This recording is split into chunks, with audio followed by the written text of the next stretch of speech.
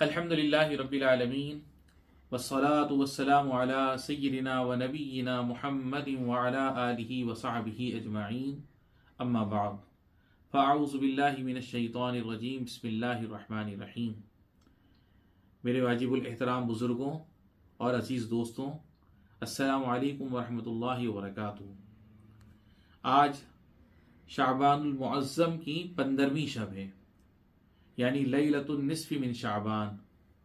آج کی رات اللہ رب العالمین اپنے بندوں پر بے شمار انعام و اکرام کی بارشیں فرماتا ہے اور اپنے مانگنے والے بندوں کی دعاؤں کو قبول فرماتا ہے۔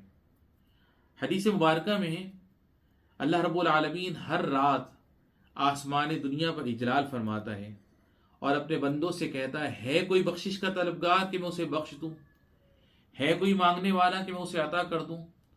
اور یہ ندا تمام رات جو ہے رب العالمین کی طرف سے ہوتی رہتی ہے، اور خوش نصیب ہیں وہ بندے جو اس ندا پر لبیک کہتے ہیں اور رب العالمین سے راز و نیاز کرتے ہیں۔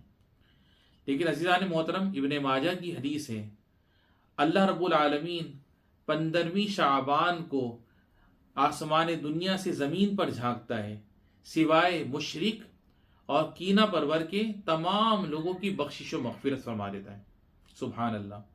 تو ہمیں چاہیے کہ ہم اپنے دل کو بغض و کینہ، کدورت و نفاق سے پاک کریں، اپنے دل کو پاک و صاف کریں، اپنے دل کو مطہر کریں، اپنے سینے کو ہم نور ایمانی سے منور کریں، اور ہر قسم کی کثافت سے اپنے دل کو پاک و صاف کر کے رب العالمین کی بارگاہ میں سر بسجود ہوں، اس سے راز و نیاز کریں، اس سے مانگیں، اور ہمیشہ اپنے آپ کو ہم شرک سے اور کینہ سے محفوظ رکھیں۔